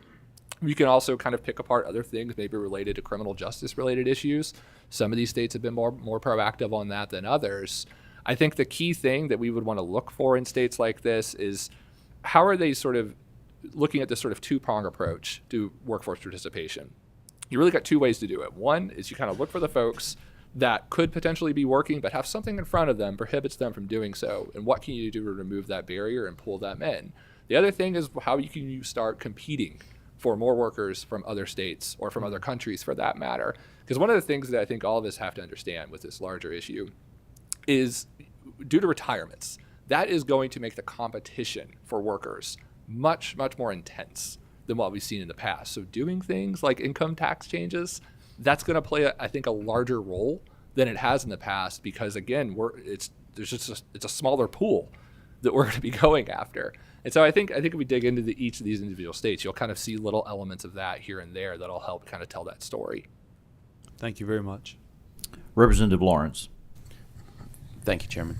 Thank you guys for being here today. Thank the Chamber for all the work that you guys have done with me since I've been elected in 2020. I've worked with you guys hand in hand, and I appreciate everything that you've done. I don't necessarily think that I have a question, and maybe I do. It may be a statement and a question together. I have worked closely with my local chamber, and I actually had a meeting the other day with my local economic development lady. And the big issue that we're running into, and it may be something that I was coming here with the misconception that people aren't participating in the workforce, when in fact, I don't know that that's necessarily true. In my district, I'll speak for my district, let me say that. We have a very high workforce participation, but we have a lot of jobs. And one of our big issues that we're running into is what you just brought up, the retirement thing. COVID pushed a lot of people to go ahead and say, you know what, I'm going to hang it up. And so it's not necessarily that we have a lot of folks that are sitting at home waiting on checks and they don't want to go to work. I don't necessarily think that that's the issue. I think a lot of it is a population issue that we're running into, especially and again, I'm speaking for my district. We're having an issue with the population. A lot of the baby boomers, if you will, have retired. They've left the workforce. And so we've run into the issue of we don't have the workforce to fill the positions. And so when I'm sitting in these economic development meetings, we're looking at, we've got great jobs, we've got companies that want to come here, but we can't fulfill that. Like we couldn't, if we had a company come to my district today and said, we're going to have a company that's going to come in here and we're going to hire 500 people, we couldn't fill that. We simply couldn't do it. So how do we overcome that barrier moving forward? Like, how do we draw people to our state so that we can see that growth? Because we have the jobs, I believe, that are coming into our state. We're seeing that growth. How do we get the population to come to our state? How do we attract them to come to our state and to look for employment here? Well, Representative Lawrence, thank you, because it means that we've done our job in communicating this today, because that is exactly, you said it very well, this is the problem. We just have more jobs than we have people. The report that we've done, and I think everyone got a copy of this. If not, Chairman will make sure that you do. Kentucky's strategy for rapid workforce growth outlines policy suggestions on the third page of this. And I can't go into each one of them because they're all going to be different. And I think go back to what Charles said, there's not one silver bullet, one switch. It's going to be a combination of turning this lever, pulling this one and different things. And every county, every section of Kentucky, as you heard earlier, has different needs and has different workforce participation opportunities. But I think the biggest thing that we need to do is have a strategy. To your point, what's been outlined in one of the things that you see in these common states is that child care, income taxing, these type of things do bring people here. I would say that if we want to keep our younger Kentuckians here, those that graduate, income tax is a huge deal. I think if you want to keep our retiring population or those small business owners that are selling their businesses and they move to Florida, why do they move to Florida? Because of income tax, right? So those are the things that we got to continue to do. But it's multifaceted. I don't know if Charles or Kate wants to add to that, but I'll add a little something as a parent, and I think about affordability, raising a family in this state and what Kentucky has to offer. And anecdotally, we're hearing stories about people maybe leaving some states that have been rapidly growing because they become so expensive to live in or just more difficult to live. I don't want to sit in traffic for an hour a day dealing with that. And so I think Kentucky has a lot to offer families in terms of, safer communities and affordable communities. And you're not far from the coast if you want to get out of town. We've got great climate in Kentucky. So I think there's a lot of reasons. And if we can get the policies right, maintain our affordability and our, I think, strong heritage that makes us a unique state, I think that'll help as well. Right. And then one other thing is there's a branding element to this that I think we always need to keep in mind. I mean, going back to what Secretary Knoll was kind of talking about is we're very aggressive when it comes to going after jobs and bringing jobs and new opportunity here. We really need to combine that with a very similar approach to just people, just getting the people here. And so I do think there's an element of branding and marketing that goes into this at the same time that that we need to put that on just as high of a priority as we are as we are with attracting employment opportunities, is actually attracting those people to fill those jobs at the same time. And I just want to stress again, the work that's been done, what was done to the income tax and how we're moving with that is very significant. If we can keep the three legs of the stool in balance, lower the income tax, not raise property taxes or consumption taxes too high, we could actually outpace and be in a better position than our neighbors to the south. Even though they have zero income, we might have better property taxes and better consumption tax, sales tax. So there's a lot of positive as the result of what you've done. We're really encouraging more of the same and a deeper thinking on the strategy. Childcare, for example, if we can take where there's been, two members that were working, then due to COVID, one stopped, and then they saw the benefits of that. But if all of a sudden they have an option where childcare is available and it's quality childcare, maybe we'll have two members of that household back in the workforce instead of just one. So those are the type of things that we'd have to think about. How do we incentivize that or encourage that? Thank you, guys. And the point I think I really want to make is that I get so aggravated sometimes, and I don't mean to speak out of turn, but I get so aggravated when we hear people talk about our state and say people just don't want to go to work. I don't think that's the case. And I think that we need to, as representatives, as senators, as just community members, we need to do a better job of selling our state that there are people that are here that will go to work. This is a great place to live, and we need to really drive that home. Thank you, guys. Thank you. We have 4 individuals that want to ask questions. I'm going to ask members to keep it to one question. Senator Mills. Thank you, Mr. Chairman. I'm going to take just a little bit of different view of what Representative Lawrence was talking about. Recently, this year, I own a small business. I'm in the dry cleaning business. Recently, been trying to fill one job at $13 an hour. Been through 8 people. People just go on a break and leave and don't come back. I thought that was weird. Never had a problem like that. Talked to a friend that works at a large manufacturing facility in Henderson. They have, and these are almost $20 an hour positions.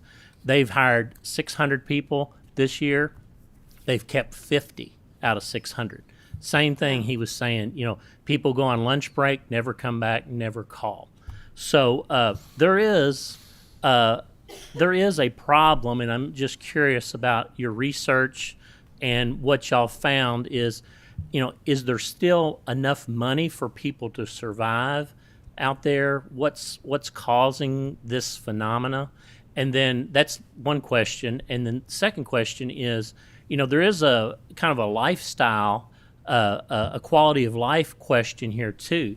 If you don't want to be paying $12 to get a pair of pants dry cleaned and pressed, or you don't want to be paying $15 for a Big Mac, we've got to figure out how to help these service industries as well, because you bring in high-end folks, great jobs, they come in and they can't have the quality of life that they're used to running through fast food, having the services there. So I would appreciate some investigation, some research on that part of our economy as well.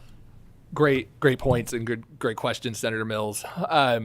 Going back to your first point, one of the hallmarks of the labor market over the past particularly 18 months has been what we would call labor market churn. And this has been, I think, inappropriately described as the Great Resignation. It's not a good term for it, because instead what's happening is just job hopping. People are moving from one job to another, so they might get a job making $13 an hour. They find another one, maybe $15 an hour. They go to another one, maybe $17, but this one also offers different benefits. But here's another job over here that maybe is a little closer to home. So you're seeing incredible amounts of churn. That is starting to slow. And there's probably a whole bunch of different reasons as to why that is. But in terms of the metrics that we look at to sort of measure churn, there's been a little bit of a slowdown in that. And so that is an effect of having an extremely tight labor market, is there's just a tremendous amount of options out there, and people will kind of pick and choose, figure out what works best for them. To your larger question, I think was going back to stimulus, the amount of federal stimulus and what impact that is having. I do think that's having a degree of effect. Americans saved roughly $2 trillion above baseline throughout the course of the pandemic. We're still sitting on roughly $1.5 trillion of that. Still not paying student loans. There's still a lot of money supply out there. I don't think that's necessarily a core cause, but it's an alleviating factor. Whereas if you are wanting to be a little more selective about whether or not to participate in the job market, there are some things in play that I think might help that, help you kind of make those decisions. To your other point, though, you think you hit on something really important that Kevin was also getting at a few minutes ago, is that smaller employer like yourself, $13 an hour, you've probably upping your wages to get to that $13 an hour. A much larger firm, they're going to be able to outcompete you without even hesitating. And that is what we talk about when it comes to unsustainability. That's where it becomes a real problem, because this will just be a cycle that sort of repeats itself over and over. And you'll have larger firms that can play in a market like that. But when it comes to a smaller firm, it's really hard to see how a lot of those smaller businesses are going to be able to keep that pace. And so I think that's a great point that you bring up. Thank you. Representative Cantrell. Thank you, Mr. Chair, for recognizing me one last time. My question, and it kind of goes along with the dialogue with Representative Lawrence, and I think we've talked about this before when you all have presented on this issue in previous years. When you look at the slide talking about the causes of the workforce challenges, I would have put access to a valid work visa and challenges around immigration as one of those as well. And I think we've talked about that in the past. And so I'm kind of wondering why it's not on there. And I know that we're not the right forum to be talking about it, but I feel like if you're not talking about it, nobody's talking about it. So we all need to be talking about it. I believe you're, Representative Cantrell, you're absolutely right. And we list out in our document here that international and domestic migration is critical. How we control that or help that, obviously it starts with our ability to have a place that's welcoming to these people, that they can bring them in. So much of this then becomes, whether it's international, that's a huge challenge. We got to work through our federal level there. But domestically, I think that's the key that we need to work on, is how do we rebrand Kentucky? How do we position Kentucky in a way that people say, this is where I'd like to go, this is where I can work, this is where my lifestyle will be, in tune with what is important to me. So a lot of work to be done here, but you're absolutely right. It's a math problem. We need more people, and more people have to come from somewhere. So a lot of different opportunities. Thank you for bringing that up. Thank you all. Representative Tackett Lafferty. Thank you. Do you have information as to what type, do you have data as to what type of jobs that we're having trouble filling? Because along the lines of Representative Lawrence, I tend to agree with him. I'm a representative for Eastern Kentucky, Floyd and Pike counties. We recently had what we thought was going to be just over 100 state-grade jobs come to our community with the reopening of our of a state correctional complex. We had over 1,000 people apply for those jobs. Now we're nearing 200 jobs at that facility. It just keeps growing and growing, the people that we're able to staff there. Eventually we're going to run out of room. But so we have people leaving Eastern Kentucky to find jobs. So the problem in our area is not so much skilled workforce. We have out-of-work coal miners who are skilled in mechanics, safety, a plethora of things that are attractive to employers.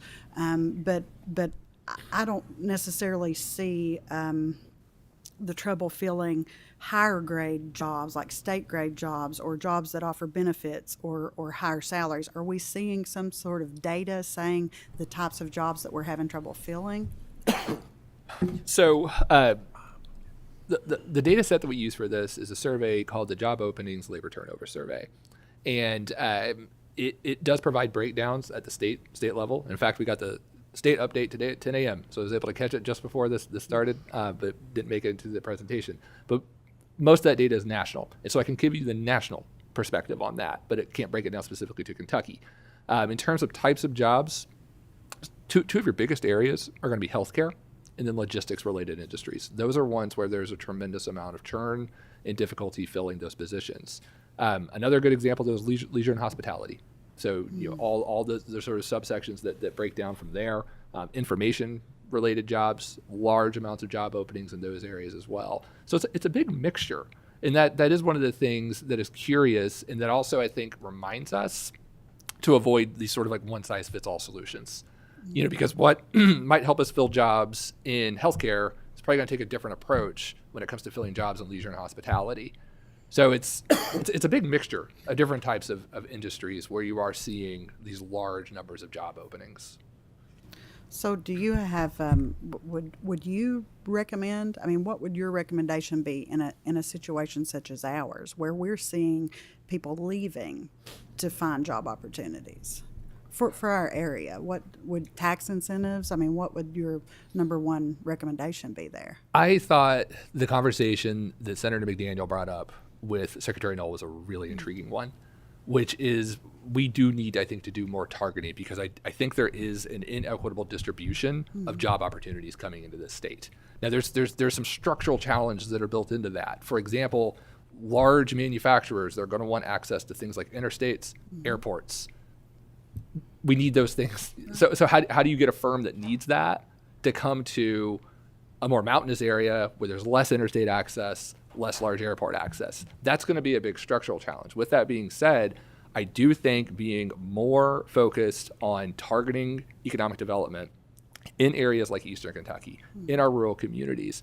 The other thing that we've been talking a whole lot about at the Chamber is the importance of making sure we're taking regional approaches to economic development. And that's something I know it is happening in Eastern Kentucky, but I think we really need to lean in to making sure that when multiple counties, we have 120 counties, we want to make sure that when they're sort of clustered together, they are working together tightly to make sure that maybe I'm not going to get a big job opportunity from my county, but understanding that a big job opportunity in the next county over, that helps the region as a whole.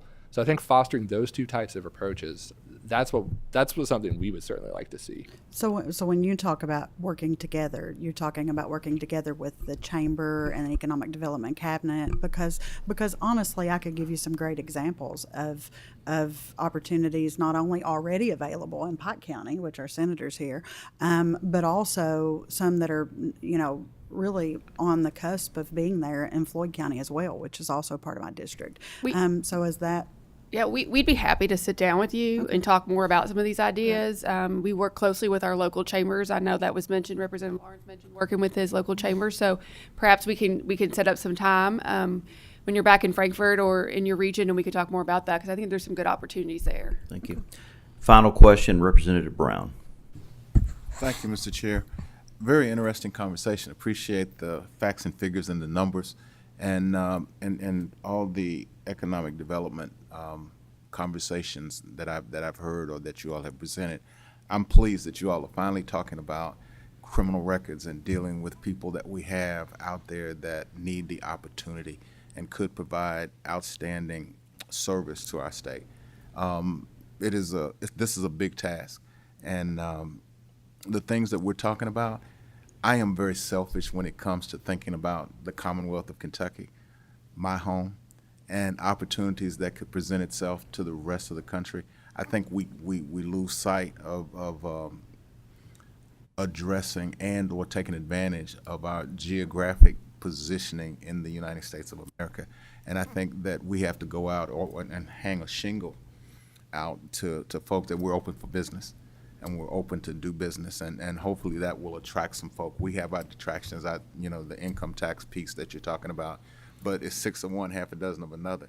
If you don't have income tax or a way to generate revenue, then you can't pay the bills to operate state and local governments in our state. So I'm glad that you all are taking a multifaceted approach in thinking about how we deal with workforce, and that we continue.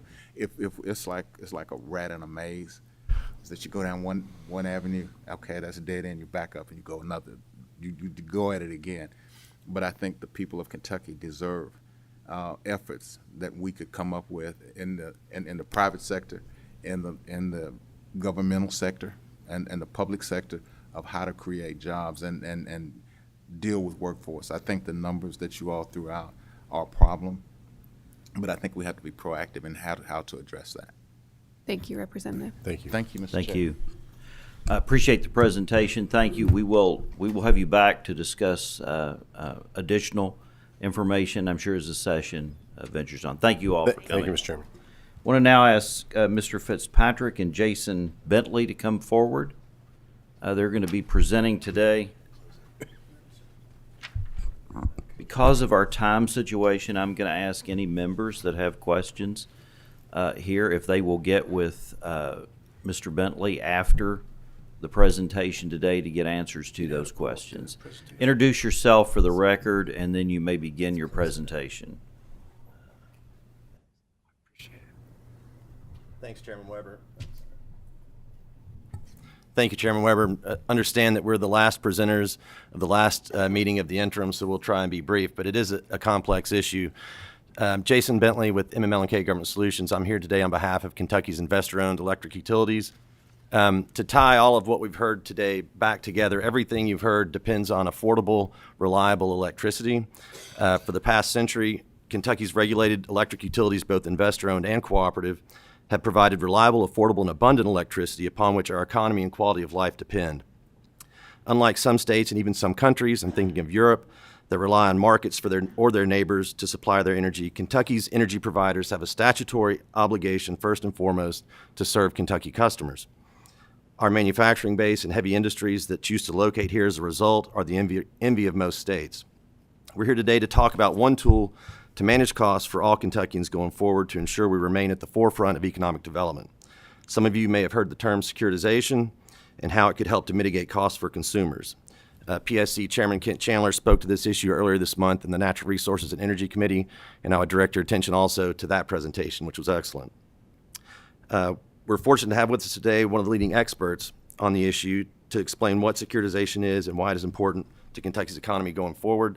And with that, I'll let Mike introduce himself. Good morning. Thank you, Chairman. My name is Michael Fitzpatrick. I'm a partner with the firm of Hunton Andrews Kurth.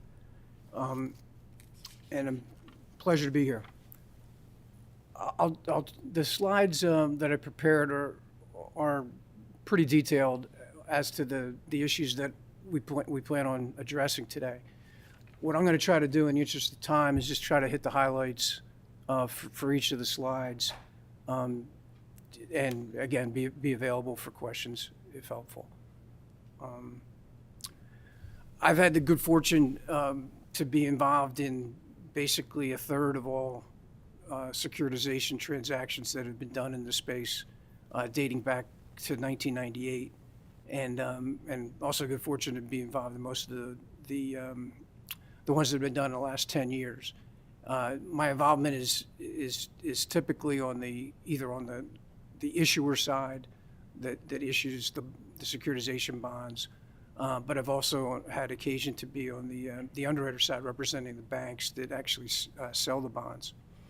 So I've seen both sides of this. Again, I'll try to go through these slides, and if I miss something that you're interested in, we can go back. The first question typically is, what are securitization bonds, especially in the context of an energy provider and state customers?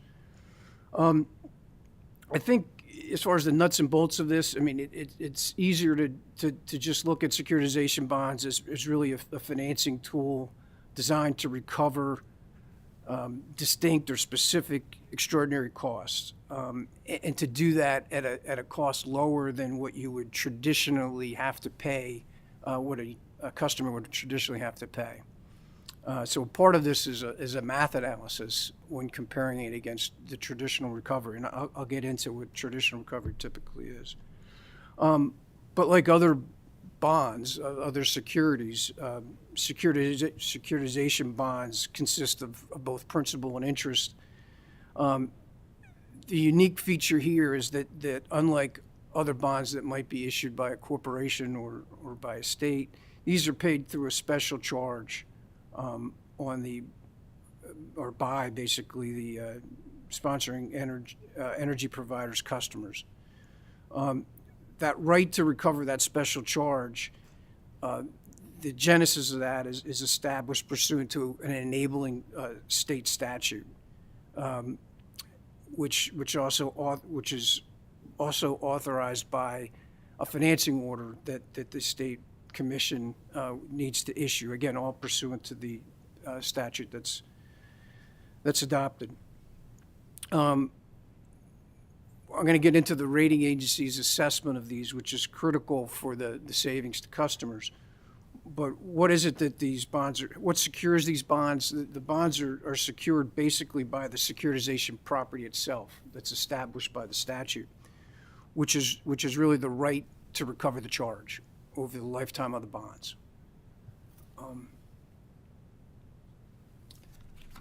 Another typical question that comes up is, why do energy providers and state legislators choose securitization bond structures? We'll get to it later on, but many states have developed statutes. Not all have used them, but there has been quite a bit of transactions done to address this. All pretty much unique when you talk about state to state. But again, the structure is designed to be a financing tool, an alternative recovery mechanism, if you will, to recover prudently incurred extraordinary costs. When we say alternative, it's an alternative to normal recovery mechanism under what people refer to as the regulatory compact, that, where an investor-owned energy provider is obligated to serve everyone in its territory in return for that provider is entitled to recover prudently incurred costs and also a fair return on its investment. Like any successful transaction, there needs to be a give and take on both sides in order to get the ultimate benefits, which are the benefits to customers. On the give side, basically the state regulator, the utility commission, gives up or forgoes the flexibility going forward to adjust this component of the energy provider's rates. That charge is set before the bonds are issued, and for the life of the bonds, that charge will be in effect. The energy provider, what does it need to give up or forfeit? And the big item there is the equity return on the component of its rates that are being financed by the bonds. In return, there's some benefit, of course, to the energy provider before we get to the customer. They recover these costs up front from day one when the bonds are issued. Now, the important beneficiary here, of course, if the math makes sense, is the customer benefits from both the lower rates because of the structure, and I'll get to that in a second, which minimizes interest costs, and also the fact that the return on equity has been eliminated.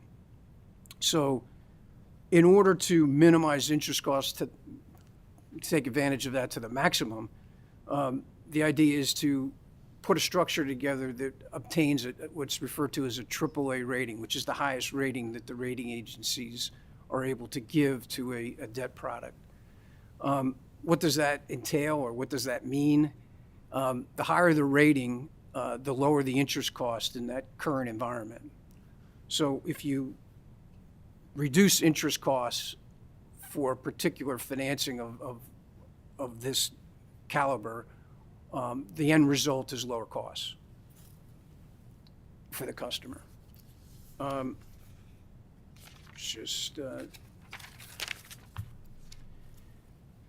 This slide, it talks about cost recovery by means of securitization. What this is really getting to are the limitations of securitization, at least how I've seen it over the years.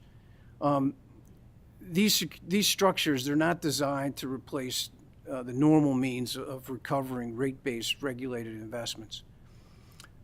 Investor-owned energy providers, they must be able to earn a return on their investments in order to attract and maintain the investment community. Overuse of the structure could undermine that. The investor-owned energy providers, investors basically, and the rating agencies that we'll get to in a second here. And again, the important feature here is to convince the rating agencies that these bonds are deserving of the highest rating. And they've come out and recognized also in some of these states where securitization is used quite a bit, Louisiana, Texas, and now California quite a bit. They're concerned about that charge being too high on too much of a percentage of a customer's bill as the result of being a more riskier type of a structure.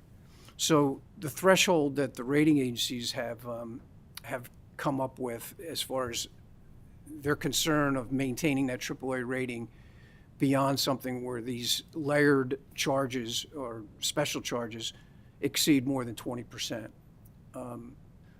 So again, there's a few weighing in on the concern about overusing a securitization structure. The next point here is really just to identify where extraordinary costs have been identified by legislators and energy providers. The first one I mentioned here was stranded costs. That's really what started this product back in the 90s, based on deregulation of in certain state jurisdictions. Texas, for one, where they sold a lot of generation to comply with the deregulation that happened in the late 90s and early 2000s, and there were stranded costs left there, and that was kind of built into that statute. One of the ones that California has been using this structure quite a bit for catastrophic wildfire, Louisiana quite a bit for severe weather-related costs. And finally, investment recovery costs were remaining book value of a certain facility. They're looking for alternatives to how to recover those types of costs.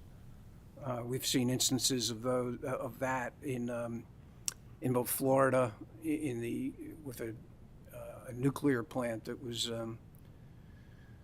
canceled, and also in Louisiana, Entergy had a gas facility that was retired. Regardless of the types of costs, the basic blueprint of each securitization structure is substantially consistent. And it's consistent because, again, to obtain that AAA rating, there's kind of a check the box that you need to hit in order for the ratings to be there from the rating agencies. Before I get to the elements of the statute that are important, the next slide is your typical structure. I know there's a lot of arrows there. Just to take a couple seconds, in the middle there, you see sponsoring energy provider. I'll go up first and then I'll come down. Once the enabling state statutes in effect, it permits the energy provider to submit a petition to receive a financing order, and the state commission is then it's their responsibility to either give an order or not. If a financing order is issued by the commission, that basically approves that the charge we're talking about that goes on the customer bills to make the payments on the bonds. Just looking below that, before the bonds are issued, that SPE, that's a bankruptcy remote entity that's wholly owned typically by the energy provider.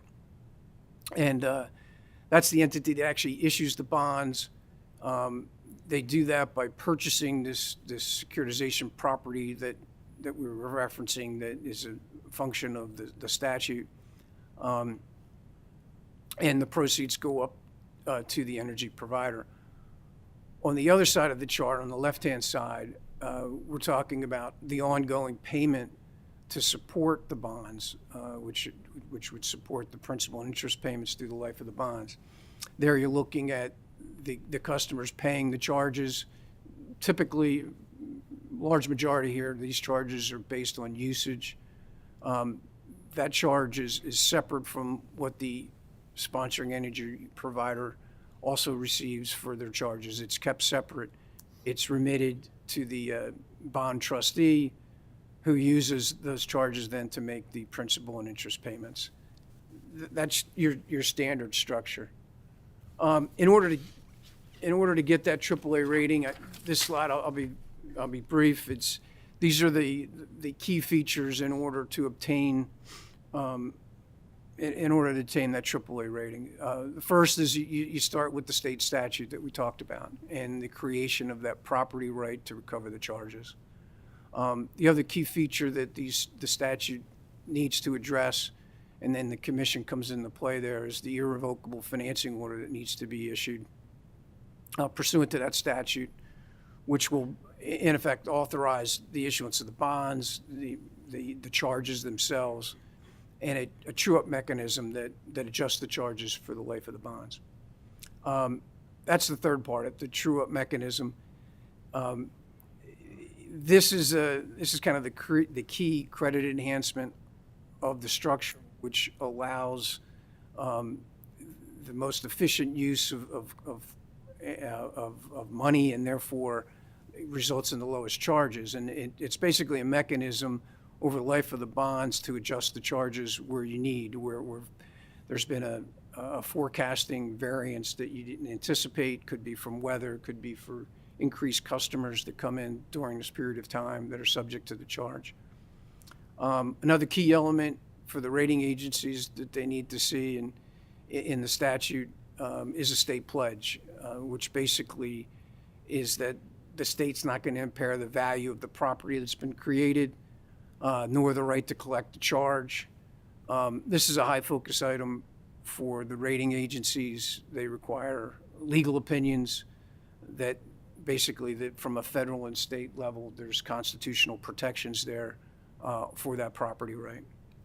Another key feature that the statute needs to address is non-bypassability, which is that that these charges need to be payable by all existing and future customers. Now, there have been some exceptions here that have been permitted that the rating agencies get comfortable with, but it's usually limited, and what they feel are immaterial exemptions or exceptions. And then finally, for the structure to work, the issuing entity needs to be something separate from the energy provider. It needs to be a bankruptcy remote entity. So recognition of that, both in the statute and the financing order, are important in order to, again, qualify for that AAA rating to result in the lowest interest rates and therefore the lowest costs. To sum up, there's been over 90 transactions since this structure started back in the late 90s, or mid 90s, late 90s. More than 75 billion of bonds have been issued, and more than half of the states have adopted some sort of securitization statute. Not all have used them, but I can say, first of all, a couple observations with this list that we've included. These are the transactions that I'm aware of. You'll see that in the last year and a half or so, it's been quite a lot of activity. But just to be clear, in all of these transactions that are listed here, they all start with a state statute.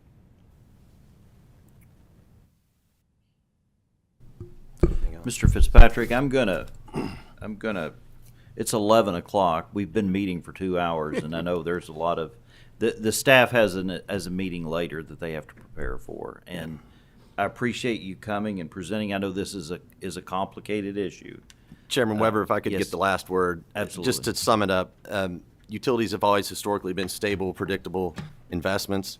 The more you can manage the risk, the lower the cost is for the customer at the end of the day. And so I think we'll be hearing more about this. It's going to be a stakeholder-driven process, but we wanted to make sure to put some information out there in front of you all, and we'll be answering a lot of questions, I'm sure, as we go forward. So appreciate the time, Chairman. This will be a process that will be moving forward, and so members will have an opportunity to ask questions and get more clarification as we move forward. I do want to thank you for presenting today, and as I said, this is a complicated issue, one that we need to delve into and learn more about. So thank you for presenting today. Members, this is our last meeting of the interim. I want to thank our staff for all the great work that they've done over the last several months. We do have several members who are going to be departing and will no longer be serving with us in the General Assembly, and I do want to recognize those folks today. Co-Chairman Senator Will Schroeder, Senator Alice Forgy Kerr, Representative Lynn Beckler, Representative Mackenzie Cantrell, Representative Bart Rowland, and Representative Steve Sheldon. I appreciate the service of those members to this committee. Serving the General Assembly is an honorable calling, I believe. It's one in which our communities have chosen to send us to Frankfort to be their voice and to represent them. And there's a lot of important work to be done in the state, important work that we have done. And I appreciate these members and am thankful for the opportunity to have gotten to know them. At this moment, I will now entertain